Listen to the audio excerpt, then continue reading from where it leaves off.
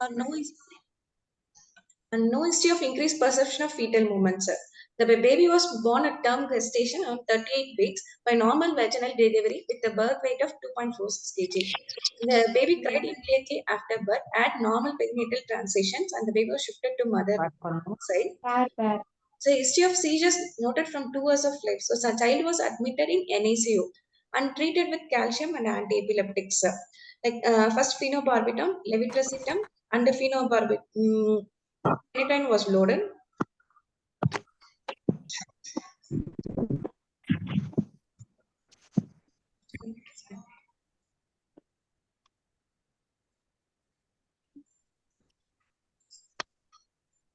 Hello.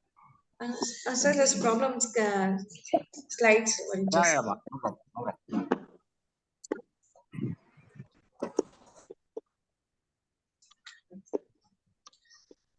So the trial of pyridoxine was started in the hospital itself. Still, the seizure was persistent. So baby was started on midazolam infusion, and the baby has become seizure free after 2 days. So they have started tapering the anti-epileptics, but baby again had seizure. Again started on midazolam infusion. On tapering the anti-epileptics, baby had seizure recurrence. So in view of persistent seizures, the baby was referred to ICH for further evaluation and management. At ICH at ER, the baby was referred in to nasal prongs. At ER, baby had seizures, multifocal tonic-clonic movements, and the child has apnea. So baby was intubated and stabilized. Anti-epileptics was continued, maintenance dose was continued, and midazolam infusion was started. So everyone, kindly mute yourselves, please. Thank you. Multifocal tonic-clonic movements. So baby was midazolam infusion dose was increased and clobazam was added based on our neurologist opinion. Examination showed no dysmorphic facies, no neurocutaneous marker. Weight was less than third centile. Height and head circumference were between third and 10th centile, and tone was decreased. Investigation led in a CBC and the metabolic parameters like sugars, calcium, magnesium, and electrolytes was normal. CRP was positive, hence antibiotics was continued. Amplitude EEG showing burst for 24 hours showed burst suppression pattern. MRI brain was done, so it showed high signal intensity in bilateral occipitotemporal region. Mild T2 white matter hyperintensity noted in bilateral occipital region. Query suggestive of metabolic etiology. MRS showed choline peak may be due to hypomyelination. CSF analysis. One minute. Yes, sir. Longer run whether it will have any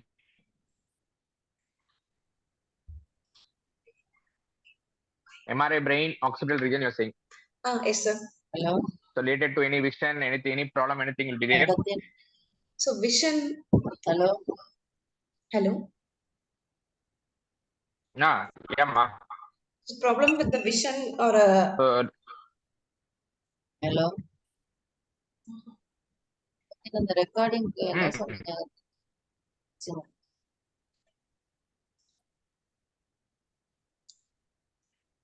Others, please say, ma. The problem with the vision or any auditory. Yeah. So MRS showed swelling because of hypomyelination.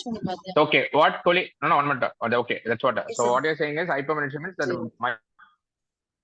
myelination is not that much developed. So whether we can take it as abnormal or abnormal? Normal or abnormal? We may not be able to confirm, sir, with this age. It may be choline peak usually occurs in adults with the history of demyelination or inflammatory process. In this child, we can take it as hypomyelination.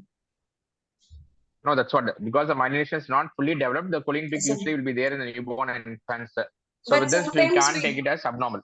We discussed with radiologist also, the neurologist. We can't take it as a totally abnormal. It may be occur in normal child also. We'll know only. No, that's what I'm saying. So it is a normal thing only. Yes, so only the choline peak, we should not take it as abnormal. Yes. Yes, sir. Okay, ma. Then. So CSF analysis was done. The CSF cell count, cytology, protein and sugar were normal. Blood culture and CSF culture showed no growth. The course during the hospital admission, the seizure frequency was decreasing on midazolam infusion. So first we start tapered midazolam and other AEDs one by one we stopped. At last we continued only on injection levetiracetam and tablet clobazam. So baby sensorium was poor. The baby was in the encephalopathic state. So tube feeds started. Baby had stomachos during admission. Baby had septic ileus, bloody stools, and baby had VAP. So it's difficult to wean from mechanical ventilation. So baby was weaned from mechanical ventilation on day 34 only, of day 34 of life. So in view of anemia and thrombocytopenia, blood products was transfused. Then the baby was weaned to room 1 on day 38. So after weaning also, the baby activity was minimal and spontaneous eye opening was less. So baby had seizure recurrence during the hospital stay. So baby again subtle seizures, but this time on day 33 and baby had prolonged seizure. So phenobarbital was loaded again and tapered over few days. So baby had seizure recurrence on day 45 and so. So what is the cause okay. for? Okay. Oh, no, no, that's what. So from this, what we can differential diagnosis, we can make it out. So the current seizures is there on and off. So Yes, from a history. yes, sir. So provided other things and all lab parameters, nothing was been coming positive. So what are the differential diagnosis we can make it out? So it may be any metabolic conditions like IEM causing refractory seizures or any genetic epilepsy. Okay. Genetic epilepsy is accepted. IEM, if it is there, now what are the chances? Because even at the 45th day also it's been coming and off, but it's not been continuous. Yes, sir. So the rest of things, everything was been normal feeds, you have been able to start and all. So what are the other differential diagnoses you can make it? Structural abnormalities, but we have ruled out from MRI brain. MRI, yeah, okay. So one is genetic epilepsy, you said, then Yes. other things, anything? Meta IEM, like IEM. Yes, sir. Okay. Then We have already done a pyridoxine dependent trial. Already pyridoxine trial was given. Still the seizure was continuous. Okay, your EIE or EMIE chances are there. Yes. So AEG was Okay. showing burst suppression. There's a chance for early myoclonic epilepsy or early infantile epileptic encephalopathy. Okay, because by this point we should come to a thing. So what is our differential diagnosis of we are going through? So that's what this differential diagnosis, if you add it on, it would have been better. Okay, next ma. So the initial next. Carry on, ma. Oh, okay, sir.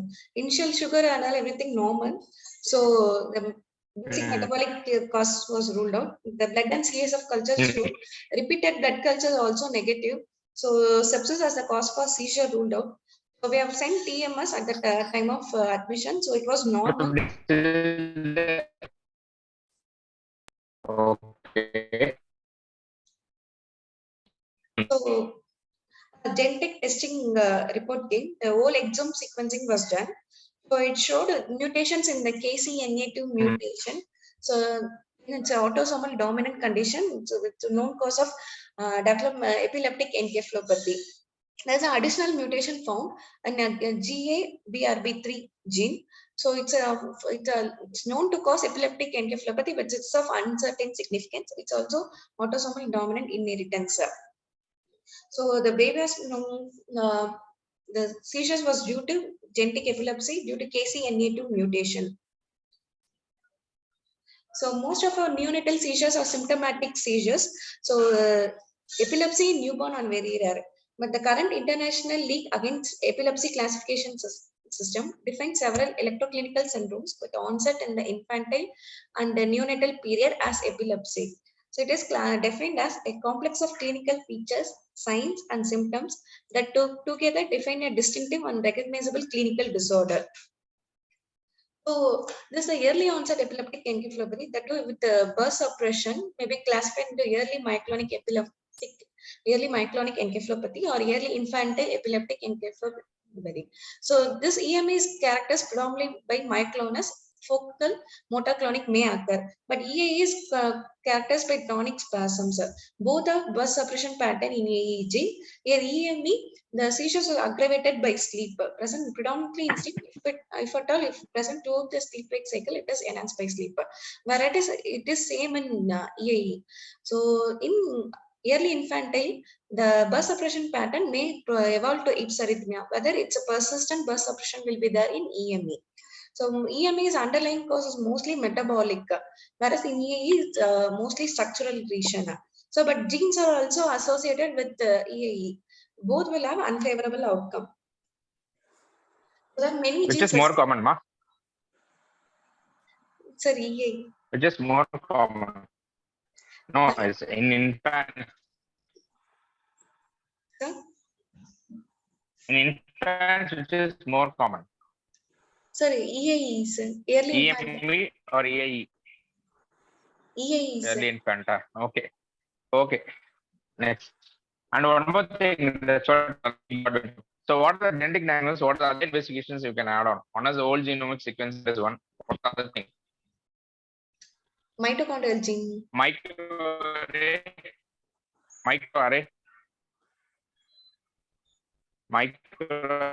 diagnosis is that one. Then the targeted genetic testing is another one.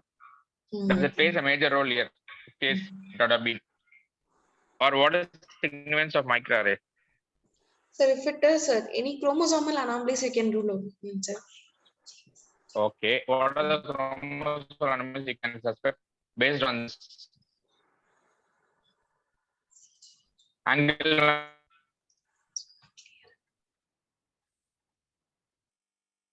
खानू Angle man.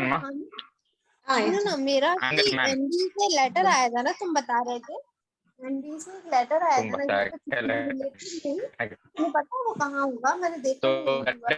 the other chromosomes. Mummy से पूछो ना तुमने mummy को दिया था क्या? So, but for no facial dysmorphism, so other we didn't so No, suspect. Yeah, dysmorphism is not, but that also you can keep in mind. Okay, sir. Okay, sir. And targeted gene testing also you can do it specifically. A gene means like a 1P chromosome. So those things also it may cause like the features and all this way. Okay, so okay, my next. Participants, please unmute yourselves.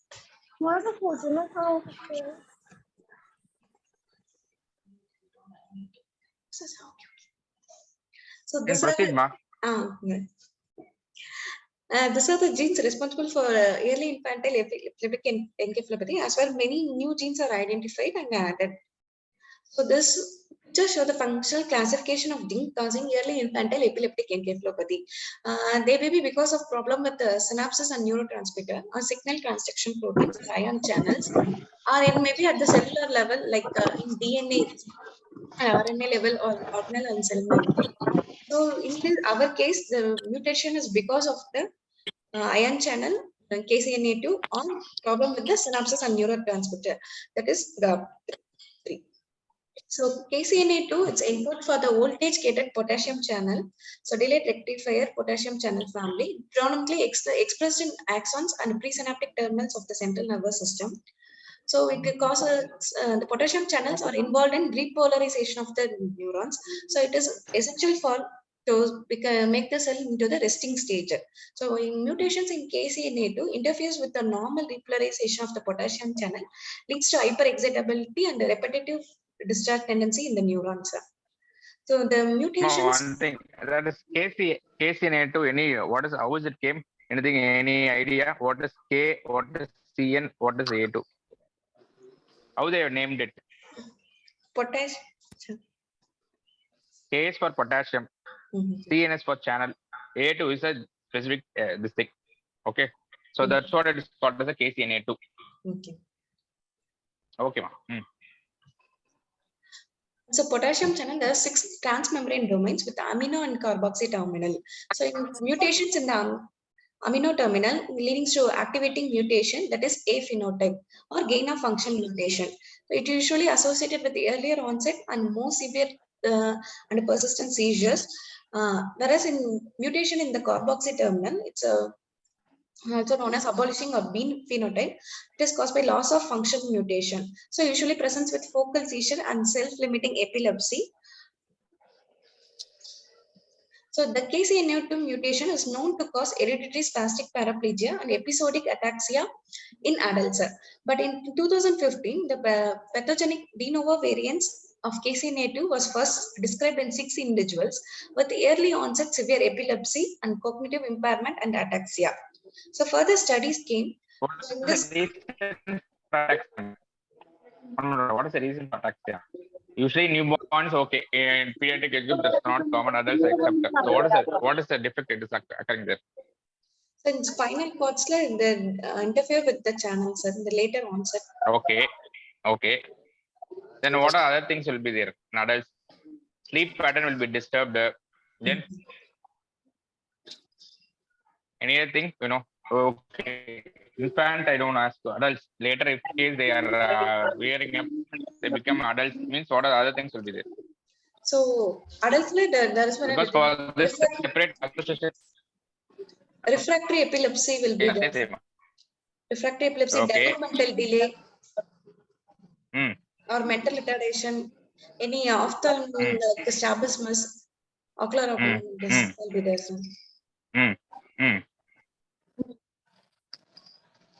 Sometimes they will progress Because for this itself, ipsarrhythmia, infantile seizures like West syndrome type, and sometimes Lennox okay.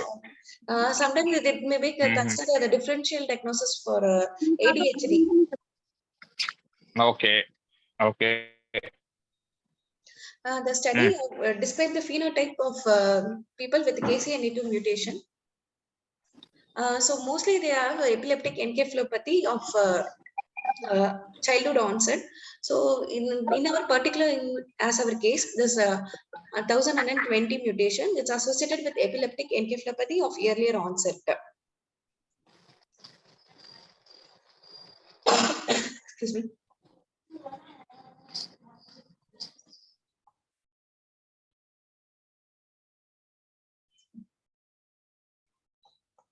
So this picture shows the genetic and clinical characteristics of cases with KCNA2 mutations. Most of them are occurred at the later ages, like early age, 3 years to 5 years. But few cases only reported with the onset at the infantile period, but cases are reported rarely in the neonatal period.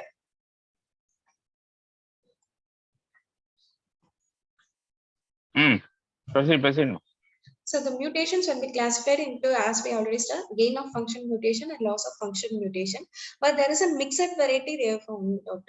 So it has, but clinical characteristics as of gain of function mutation mostly. So the study on the clinical spectrum and genotype phenotype correlation of KCNA2 related encephalopathies, it is found that, in the study that 23 patients have been taken to detail the clinical phenotype and the genotype phenotype associations. In this, the differences of main differences are between predominant focal versus generalized gain of function mutation. Most epilepsy, developmental problems, ataxia seen in the patients with gain of function mutations. As we saw earlier, the onset was mostly in the early childhood or infantile period, but in our study presented in the neonatal period. So similar study was been published in this report that around at the day 1 of seizure. In this, the child presented with the intractable seizures, progressive microcephaly, developmental delay, and progressive brain atrophy. That is, since birth, the baby has seizures, and this the mutation as in this our index scale, that is KCNA2 1120 mutation.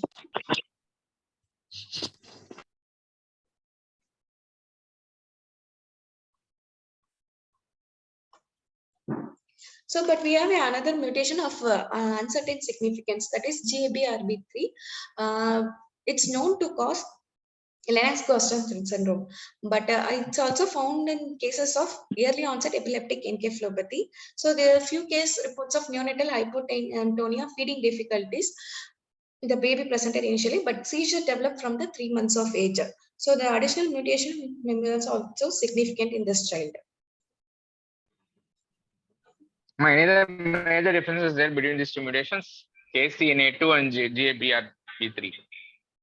So, Any major difference is there between these two mutations? so it is involved in GABA3 is involved in signal transmission, sir. So few only case reports are known, but further studies is needed for this study, sir, in GABRB3 mutations. Okay. So in this mutation, patient mostly present with infantile spasms or Lennox-Gastaut syndrome. Only few cases are associated with early onset epileptic encephalopathy. The child has been treated, but the child was surprised since the child was in O2 dependent for a long time. We have done an ROP screening. ROP screening showed both eye zone to stage 3 to 4 ROP with no plus disease, but in left eye there's an hemorrhage temporal to the macula. So the baby was a term child, born on 30 completed weeks, still and baby had ROP.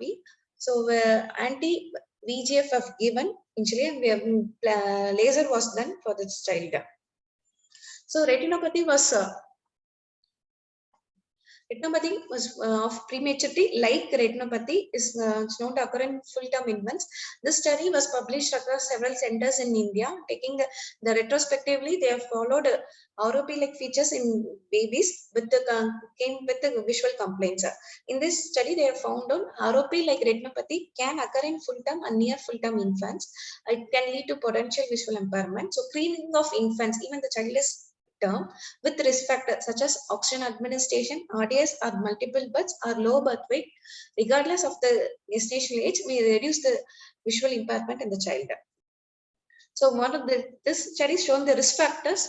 So significant one was the oxygen administration, and even with the age, with the normal birth weight, there is an instance of ROP. So the current baby condition, now the baby is in rumor, 75 days old, taking DPF on syrup levetiracetam and tablet clobazam. Weight was around less than third centile, weight, height, and length. Social style absent, and the tone was increased. So, disease about the parents was counsel regarding the disease course, complication, and prognosis have been explained, and genetic counseling also given. So the take-home message is possibility of genetic epilepsy should be considered. So screening the children and doing genetic testing is helpful in knowing the real burden of the genetic conditions in our society. Also, it's helpful in genotype-phenotype correlation, and sometimes it may help in specific treatment for the disease. Like KCNA-Q2 or SCNA2, it's seizures, they'll be responsible to phenytoin and sodium channel blockers like phenytoin, carbamazepine. So another important thing is term babies with the risk factor should be screened for ROP. Okay, Ma. So what I said is okay. But the important point is what are the other differential diagnoses? That is one thing we have to add on. Other thing is genetic epilepsy needs still more further evaluation. What I've done is whole genomic sequencing is this, but still more if case here what I was saying, dysmorphia, some of those things are all is not there. If case some other features is there or consanguinity is there, so then we have to still evaluate what is the role. So what is the advantage of this? So from a parent side, what is the important thing you want to ask? What may be the prognosis for the child? Because these are the questions usually the parents will ask. Okay, now right now I'm giving a seizure medications. So how my child will be after 5 years? So according to the studies, previous case reports, there will be developmental delay. Sometimes if it is of later onset, the children presents with mental retardation, but this child has earlier onset itself. So a child may have developmental delay, mainly refractory seizures may be occurring. So child need to be on multiple anticonvulsants. So already ROP, the baby is having stage 2. So and this genetic epilepsy, in this case, in into mutations also, the vision will be lesser, either because of strabismus, amblyopia, the vision will be poor. So we counsel the mother, this testing will help in the so what advice you will give to them? Future pregnancy.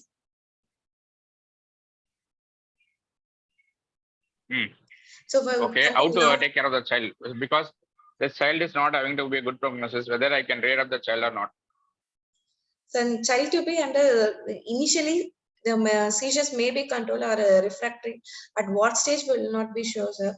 So we should continue on antiepileptic No, that's what supportive this care. child what we have to advise is, so this child will require a multidisciplinary approach later on. So in the form of physiotherapy, occupational therapy, speech therapy, and visual aids, those type of things are all be required. So any chance of recurrence of seizures may be there.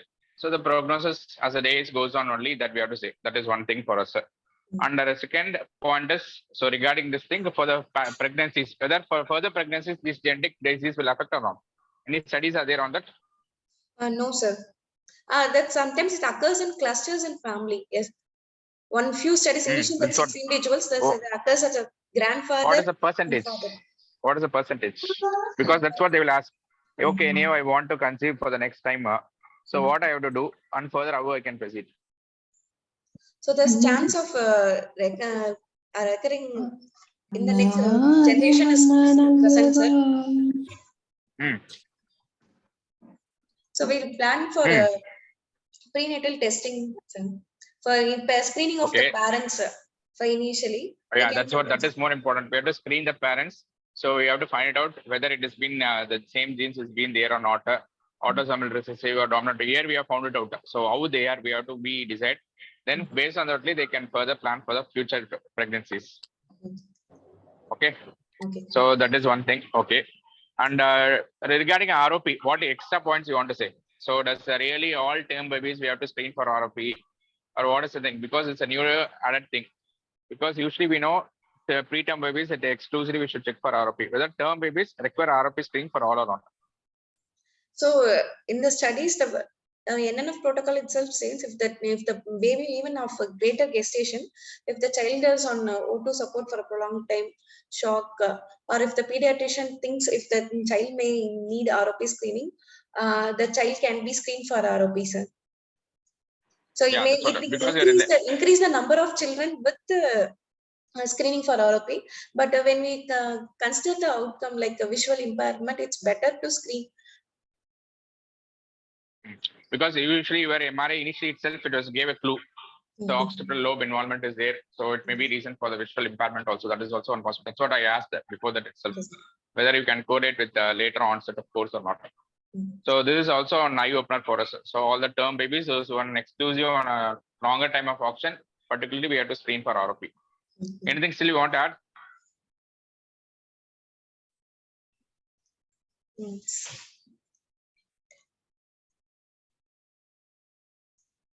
Anitha, anything you want to add? Still any points you want to add? And the newer innovations, anything is there for the KCNA2 or any genetic epilepsy, newer innovations or newer trials or newer therapies apart from the regular anticonvulsants? KCNA2, it's all in the trial phase, sir. Nothing. Okay. What anticonvulsants preferred? The phenytoin or phenometon, anything is there? So it was preferred in KCNQ2, sir. Q2 only they have proven that sodium channel blocker will be helpful. Phenytoin and carbamazepine. KCNA2, not sir. Newer onsets, Vigabatrin, Lamotrigine, those type of anticonvulsants, newer things, newer generations. Newer generations, there's all under study, sir. They will. Any proven anything is there? Sir, one study showed they have used oxcarbamazepine even for KCNA2. It was helpful for the child. But other studies, other case reports also showed that they will have refractory. They will add on convulsants, anticonvulsants one by one. Because usually what you're saying, phenytoin long run, if you're going to use, surely the complications is going to be there for the baby. So in what way we can prevent those type of things? Or monitoring, how we can monitor the child apart from your regular follow-up? What are things you want to do for this child particularly? So for monitoring the toxicity of the anticonvulsant, since the child is developmental follow-up. Okay. And the hearing evaluation. Okay. And then early intervention. EIE, okay, early intervention we are done then. So in what way you can help for the family, particularly if case they are not affordable group? Sir, monitors from the government. Yeah, under RBSK, we can ask them to enroll so that monthly and wherever they want to travel for medications or anything, they can get at a free of cost from the government side.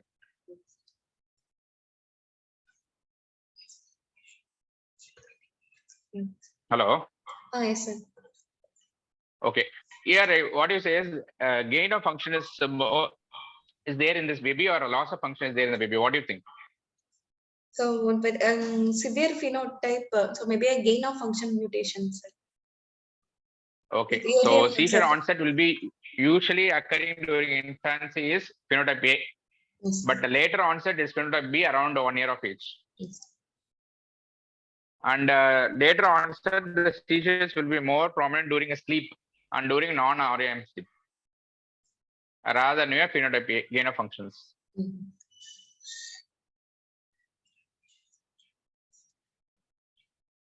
So Hello. there are questions on the chat box. Yeah. That's what you have mentioned only. Regarding RP only.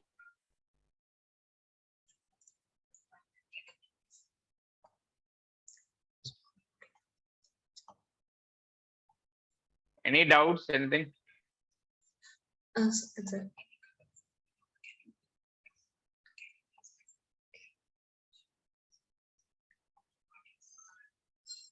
So there are questions in the chat more.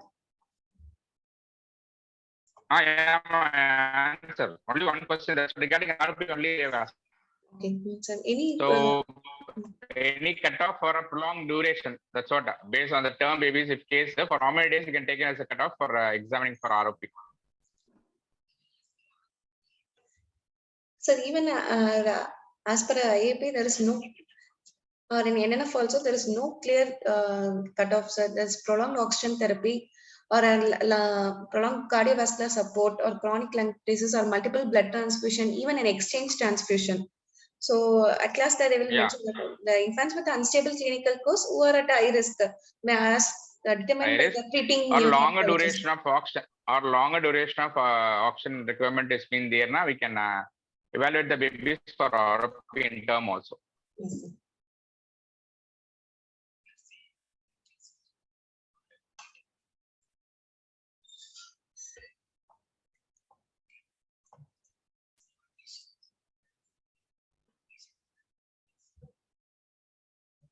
Any doubts? Okay, I will close the session. Anyway, presented well, and it was eye opener also because so many things we can come to know. Because ROP in term babies usually never think of, that is one thing. And regarding genetic epilepsy also still on the future thing only, but still more add-on points also added. The presentation was very good, ma. Thank you. Thank you, sir. Yeah. Thank you. Thank you, everyone.